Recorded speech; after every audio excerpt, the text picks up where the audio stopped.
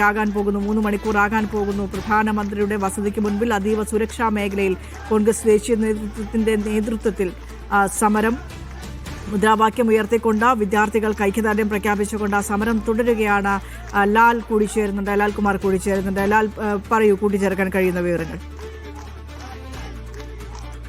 നിലവിൽ സമരം ശക്തമായി തുടരുകയാണ്. നേരത്തെ പറഞ്ഞ പോലെ കോൺഗ്രസിന്റെ ഒരു സർജിക്കൽ സ്ട്രൈക്ക് ആയിരുന്നു ഈ സമരം എല്ലാ അർത്ഥത്തിലും. കാരണം ഒരു തരത്തിലും കേന്ദ്ര സർക്കാർ ഈ സമരം മുൻകൂട്ടി അറിയാൻ പറ്റിയില്ല. അതുകൊണ്ട് തന്നെ ഡൽഹി പോലീസിന് സമരത്തിന് സാധിച്ചില്ല. ഇപ്പോൾ ഇവരിവിടെ കുത്തിയിരുന്ന് പ്രതിഷേധിക്കുകയാണ്.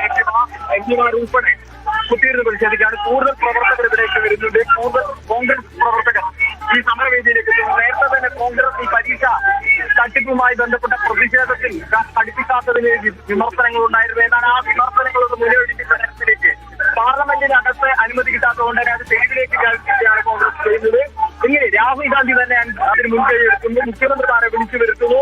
ആ രീതിയിൽ സമരം രാജ്യം ശ്രദ്ധിക്കുന്ന രീതിയിലേക്ക് മാറ്റുകയാണ്. ഇതിൽ അക്ഷരാർത്ഥത്തിൽ കേന്ദ്ര സർക്കാർ പെട്ടുപോയി എന്ന് തന്നെ നമുക്ക് പറയാം. കാരണം ഇവരെ അറസ്റ്റ് ചെയ്ത് നീക്കിയാൽ അത് മറ്റൊരു തരത്തിലേക്ക് ഈ പ്രതിഷേധം വ്യാപിക്കും. അത് രാജ്യവ്യാപകമായ ഒരു പ്രതിഷേധത്തിലേക്ക് മാറും. പിടിച്ചാൽ കിട്ടാത്ത രീതിയിൽ മാറുമെന്ന രീതി കേന്ദ്ര സർക്കാർ അറിയാം. അതുകൊണ്ട് ഏത് രീതിയിൽ സമരം അവസാനിപ്പിക്കും അല്ലെങ്കിൽ പ്രതിഷേധം അവസാനിപ്പിക്കും എന്ന് കണ്ടറിയണം. ഇപ്പോൾ ധർമ്മേന്ദ്ര പ്രധാൻ രാജ്യമല്ലാതെ മറ്റൊരു മാർഗം സമരം അവസാനിപ്പിക്കാനില്ല എന്ന രീതിയിലേക്ക് കാര്യങ്ങൾ വരുന്നു. അപ്പോൾ കേന്ദ്രത്തിന്റെ ഭാഗത്ത് നിന്ന് എന്ത് ഇടപെടലുണ്ടാകും? ഇപ്പോൾ കേന്ദ്രമന്ത്രിയുമായുള്ള ചർച്ച പരാജയപ്പെട്ടു. രാഹുൽ ഗാന്ധി ഒരു തരത്തിലും ഒരു വിട്ടുവീഴ്ചയ്ക്കും തയ്യാറായില്ല എന്ന് വേണം നമ്മൾ മനസ്സിലാക്കാൻ. അതുകൊണ്ട് തന്നെ ഈ സമരം കൂടുതൽ കോൺഗ്രസ് പ്രവർത്തകർ ഇവിടേക്ക് എത്തുന്നതോടുകൂടി സമരം കൂടുതൽ കലിശിതമായി. ഇപ്പോൾ ജന്തർ മന്ദിറിലേക്ക് ലീഗിന്റെ എംപിമാർ ഉൾപ്പെടെ ജന്തർ മന്ദിറിലേക്ക്, പ്രതിപക്ഷത്തിലെ ലീഗിന്റെ എംപിമാർ RSP ഉൾപ്പെടെ നേതാക്കൾ ജന്തർ മന്ദിറിലേക്ക് പോകുന്നുണ്ട്. അത് ഡൽഹിയിലെ എല്ലാ ഇടങ്ങളിലേക്കും സമരം വ്യാപിക്കാനുള്ള ഒരു ഒരുക്കം ആണെന്ന് നമുക്ക് മനസ്സിലാക്കാം. അത്തരത്തിൽ സമരം കൂടുതൽ കലുഷിതമാകുന്നു. വലിയ രീതിയിലേക്കുള്ള പ്രക്ഷോഭങ്ങളിലേക്ക് രാജ്യം പോകുന്നു. ഇവിടെ കൂടുതൽ പ്രവർത്തകർ വരുന്നു. ഇപ്പോൾ പോലീസ് ഒരു വലയം സൃഷ്ടിച്ചുകൊണ്ടാണ് ഇവിടെ സുരക്ഷ വഹിക്കുന്നത്. അതിനകത്തേക്ക് മറ്റുള്ളവരെ കടത്തിവിടുന്നില്ല. ഈ പോലീസ് പാളയത്തിന് പുറത്താണ് ബാക്കിയുള്ളവർ പ്രതിഷേധിക്കുന്നത്. അത്തരത്തിലേക്ക് സമരം മാറുന്നു. കൂടുതൽ പ്രവർത്തകർ ഇങ്ങോട്ട് വന്നുകൊണ്ടിരിക്കുകയാണ്. ദൂരെ നിന്നും സുരക്ഷാ സേന പ്രവർത്തകരെ നിയന്ത്രിക്കുന്നു.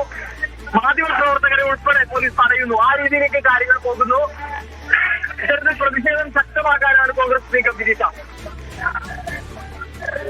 തൗഫീഖ് അസ്ലം കൂടി ചേരുന്നുണ്ട്. ഞാൻ തൗഫീഖിലേക്ക് കൂടെ പോവുകയാണ്. തൗഫീഖ്, ഇപ്പോഴും കൈകൊട്ടി പാടിക്കൊണ്ട് മുദ്രാവാക്യങ്ങൾ വിളിച്ചുകൊണ്ട് പ്രതിഷേധം കടുപ്പിക്കുകയാണ്. രാഹുൽ ഗാന്ധിയുമായി നേരത്തെ ചർച്ച നടത്തിയിരുന്നു. ആ അന്നയ ശ്രമങ്ങൾ ആ രീതിയിലും പാളുന്നുണ്ട്.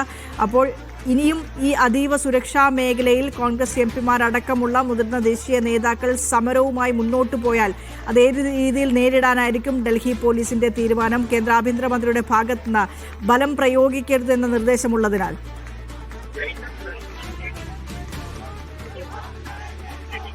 ചർച്ചകളിലൂടെ ഈ പ്രശ്നത്തിന് പരിഹാരം കാണാനാണ് ഇപ്പോൾ തീരുമാനിച്ചിരിക്കുന്നത്. അത് എത്രത്തോളം സാധ്യമാകുമെന്ന് അറിയില്ല. ആദ്യഘട്ടത്തിൽ രാഹുൽ ഗാന്ധിയുമായി കേന്ദ്രമന്ത്രി ഇവിടെ ചർച്ച നടത്തിയിരുന്നു. എന്നാൽ പിന്മാറില്ലെന്ന് രാഹുൽ ഗാന്ധി കേന്ദ്രമന്ത്രിയെ അറിയിച്ചതിനെ തുടർന്ന് അദ്ദേഹം ഇവിടെ നിന്ന് മടങ്ങി പോവുകയായിരുന്നു. ഇനിയിപ്പോൾ എന്താണ് അടുത്ത കോൺഗ്രസിന്റെയും കേന്ദ്ര സർക്കാരിന്റെയും നീക്കം എന്നാണ് അറിയേണ്ടത്. ഈ രാഹുൽ ഗാന്ധി ഉൾപ്പെടെയുള്ള ആളുകളെ ബലം പ്രയോഗിച്ച് പ്രധാനമന്ത്രിയുടെ വസതിക്ക് മുന്നിൽ നിന്ന് നീക്കം ചെയ്യാനുള്ള സാധ്യത വളരെ കുറവാണ്. അത്തരമൊരു ശ്രമം രാഹുൽ കേന്ദ്ര സർക്കാരിന്റെ ഭാഗത്തു നിന്നുകൊണ്ട് ഉണ്ടാകില്ല. പകരം ഒരു ചർച്ചയിലൂടെ രാഹുൽ ഗാന്ധിയെയും സംഘത്തെയും പിന്തിരിപ്പിക്കുക എന്നുള്ളതായിരിക്കും കേന്ദ്രത്തിന്റെ ഒരു നീക്കം. അതിന് അവർ ആവശ്യപ്പെടുന്നത് ധർമ്മേന്ദ്ര പ്രധാന്റെ രാജിയാണ്. ആ രാജിയിൽ തങ്ങൾക്കൊരു ഉറപ്പ് കിട്ടണം. എന്നാൽ മാത്രമേ ഇവിടെ നിന്ന് പിന്മാറുകയുള്ളൂ എന്ന രാഹുൽ ഗാന്ധിയും സംഘവും ഇതിനോടകം തന്നെ കേന്ദ്ര സർക്കാരിനെ അറിയിക്കുകയും ചെയ്തിട്ടുണ്ട്. കേന്ദ്രമന്ത്രിയെ അറിയിക്കുകയും ചെയ്തിട്ടുണ്ട്. അതുകൊണ്ട് അതിലൊരു തീരുമാനം ആണ് ഇനിയിപ്പോൾ കേന്ദ്ര സർക്കാർ എടുക്കേണ്ടത്. ഇനിയിപ്പോൾ ഇന്ന് രാത്രി മുഴുവൻ ഇവിടെ തുടരുമോ ഇല്ലയോ എന്നുള്ളതാണ് അറിയേണ്ടത്. രാഹുൽ ഗാന്ധിയും സംഘവും ഇന്ന് രാത്രി മുഴുവൻ ഇവിടെ തുടരുമോ അതോ കുറച്ചു കഴിഞ്ഞ്